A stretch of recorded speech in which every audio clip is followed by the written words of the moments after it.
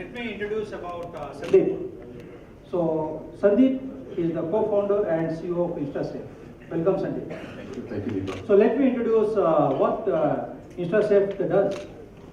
Instasafe today is India's best cybersecurity product company as per DSCI.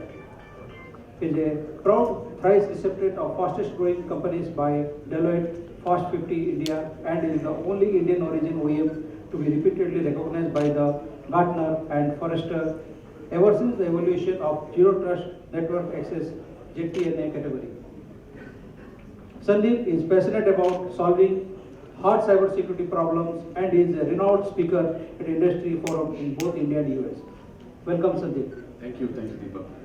So thank you for joining today for the fireside chat session. I hope your conversation will enlighten our audience.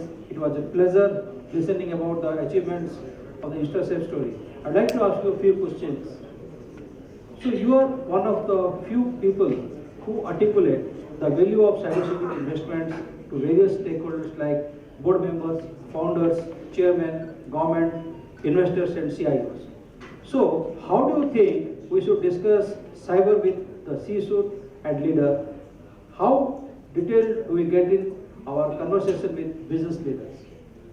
Well, thank you, Deepak. This is indeed a very broad question. And coming to the question of budgets and cyber can take probably the whole evening to speak, and I'm sure the audience will also share very, very interesting insights.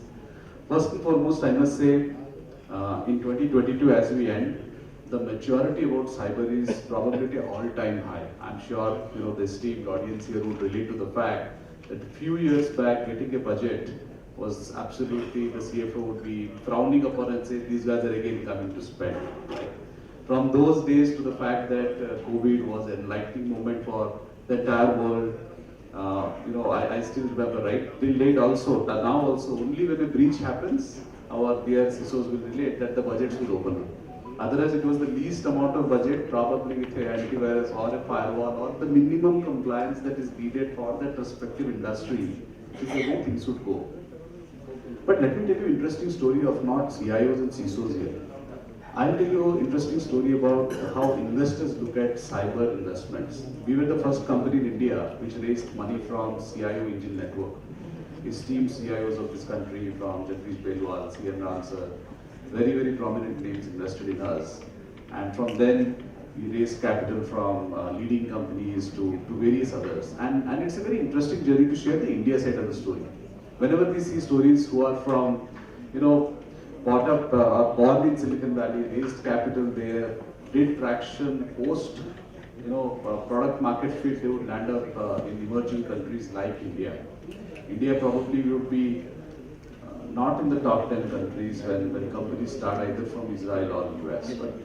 So the journey is actually very interesting because while everybody is excited that cyber is evergreen space, and yes, cyber security is evergreen space, no matter how much recession we have, the probability of this industry to go down dramatically is probably the last in the technology space because the nature of the problem is as such. But having said that, understanding and evaluating cyber investments till date is a concern. And not just for Instasafe, but many other very, very exciting and promising brands who do not get access to the right capital at the right time. And that's what probably makes us second best to none, and we continue to kind of bootstrap and struggle and survive and so on and so forth, right? So investors want to understand what do they see return. And when I say investors, I'm not talking only about financial investors, it could be a board. When we present to various boards, they are keen to know that are we all sorted? Aapka saman liya to safe hai? That's a question nobody can answer, no matter what you invest. So that kind of the perception that actually we, the OEMs, the CISOs, the security and risk management professionals have built up is we are dealing with a problem. See, let's understand a typical board. They've got HR problems, they've got strategy problems, they've got sales and marketing problems, they've got compliance problems, they've got investor problems, they've got shareholder return problems and whatnot. So we have another problem, cyber problem. But is cyber actually a problem? I don't think so. It's like insurance. It's a mitigation. It's a risk that needs to be mitigated. There is no problem. If I'm a small business, I'm investing for my cyber needs based on my needs. I cannot be investing what a big company does or somebody else does in some other part of the world. So comparing myself to some other part of the world will be pointless. So I would say while cyber budgets or talking about cyber is hard, first and foremost we should know a few things. That business people today understand cyber problems. Yes, that is true. But they don't understand the nuts and bolts. They don't understand the nitty-gritties. And the moment the CISO would start talking about network and perimeter and firewall and SOC and then the story goes. Then people are immediately busy flipping their phones and things like that, right?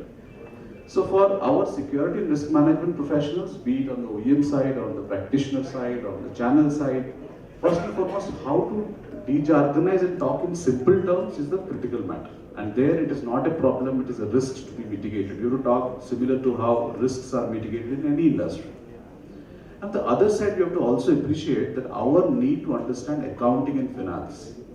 A lot of times, we don't know how to relate the specific organization or the specific company's problems in terms of accounting and finance. What we would do, we would take an OEM bill of material and explain PPT that doesn't help to people who really are willing to help. There are enough boards today in this country and enough leaders and founders. And I would say the story of young startups, they're flush with funds, but they really don't know how to invest because somebody will say, okay, X brand will do that, Y brand will do that. And then the question is, if that is not getting translated into proper accounting and thereby how risk mitigation strategies can be evolved, you're back to the square one. Then we say, no, my company is not approving budgets.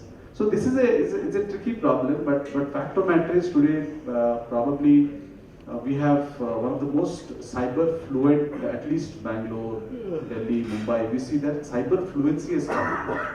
Not in other parts of the world, modern startups or cyber conscious organizations, although it is growing every day. That is happening. Yeah. So it's a journey.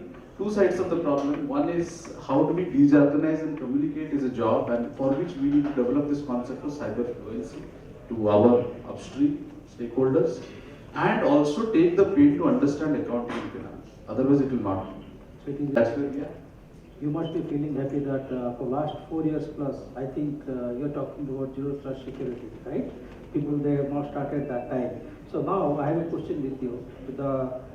The concept you have started or visualized the concept of zero trust security on this background, I want to check. With all the noise around zero trust, I think by now I have got zero trust security in my understanding zero trust. Help me understand what is happening in zero trust category, how the customers adopting the technology. That's another very crazy question. I'm sure a lot of practitioners would have their own views here. See, fact of matter was zero trust as a brand, as a jargon, it popped up in 2017 winter when Gartner and Forrester kind of Gartner actually came up with this name and Forrester kind of picked it up. But the real adoption of zero trust as a technological happened in the COVID period. More so in April of this year when the US presidential executive order got issued. This is the first time in the recent past, in probably the last 15 years plus, any technological adoption has been forced by the US government. Now then suddenly what happened is it's a massive fungible market. Fungibility means, if I just show you a VPN diagram, it will be like a massive tree structure. There is IPsec, there is SSL, there is whatnot. There are so many variants of it. So first and foremost, we are seeing a fungibility. There are various players in the market promising various flavors of zero trust. That is one problem. Second is customers want to be compliant to their jargon. Yes, I am invested in zero trust. Yes, I am invested in zero trust network access and things like that. That itself is a challenge. But any market, in fact, it happened with cloud also. When cloud started, half of the market were telling cloud is not needed. We are happy. And then no, we are not sure about cloud. And then suddenly we realized when we started this company, people said, cloud delivered security, why would somebody need, it's available for free in a firewall, what's the deal? Right? So then suddenly people have said cloud is the way to go, right? And we are thinking that 50% of the market in the next 10 years would be cloud delivered, right? Similarly, in this space, zero trust today is in the fungibility. There is enough and more, but simple thing is, forget the technology or the jargon. If security and risk management professionals and organizations can just identify which user needs to access what application, a lot of work is done. And for that, no technology is involved. While we are discussing, I have got some message for the question for you. Sure, please. Can zero trust be hacked? Oh, well, so now the question is, are we talking about the whole whole zero trust as a technological strategy, or are we talking about as a tool? Tooling, any tooling can be had. Experience ourselves, we have seen very large corporations, very fancy technologies. Port hi khola tha. The poor guy who configured was afraid that unnecessarily he is getting a lot of queries. Then nobody audited it also. What do you do? Everything is best. The company is best, the MSSP is top tier 1 MSSP, the brand is best. So human errors are there everywhere. So the question of can zero trust be hacked theoretically is no. It's very simple. The way we access technology, I'm talking in a very crude and rudimentary way, is like Indian railway station. Now how do you get into an Indian railway station? Bona fide. Either you take a platform ticket or you take a daily sleeper ticket. You can go anywhere from anywhere depending on how smart you are. You can fool TTs, railway GRP police, all that. In that context, let me tell you, fooling an airport security is not easy. But last time I actually fooled, I just realized, instead of Sandip, it became Sanjeev and I actually got it. But first time I had never in my life got into that, but I could manage it. Yeah, actually I was surprised. So by mistake, my airline travel agent did it. Sanjeev, he did. I said, Sanjeev is not Sandeep, it's not possible. Yeah. And I had to go to Mumbai for a meeting and I just sneaked in. And that was like a learning for me that yes, zero trust probably could be hacked that way, but no, zero trust cannot be hacked with a simple reason being, it does two things. Any zero trust brand. First, on the application side, it makes the application invisible to the outside world. Now, hackers can only hack what they can see. If hackers cannot see an application, what will they hack? That's the first genesis. The second thing is the end user side, and I'm assuming if the implementation is done right. On the end user side, if an authorized user is accessing an application from a verified device, the probability of them getting breached is next to zero. Okay. Another difficult question for you. Yeah, sure. If anyone implements zero trust, can they save from losing their data? Yeah, they'll save from losing the data because data is, see, let's first understand zero trust, right? Mm-hmm. So, let's take a situation that you have not patched your system. That means potentially the data is liable to be open, let's assume. And let's assume that you've actually implemented a zero trust network and outsiders can't get in. The only other risk is insider. Insider threat is always there, be it zero trust. Zero trust is also evolving because the space of zero trust started from remote workers and now is expanding into multiple other sub-pieces. So if you're not patched and still able to be happy with the zero trust network, then your data is safe, at least for now. What do you say? So that is how applications are accessed. Anybody can go and access anything, just a user ID password and a OTP address.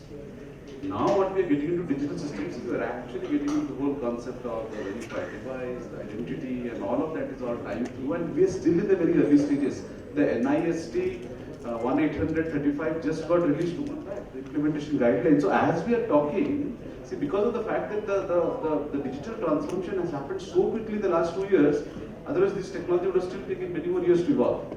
So when NIST standards are just getting done and we are saying zero trust, we are sorted, no, they will take time. Wonderful. Take a while. Can you have one question, please? We can take one question. So another question for you. Any more question? No more? Then we'll wind up the discussion. Thank you, Sandip. Thank you so much.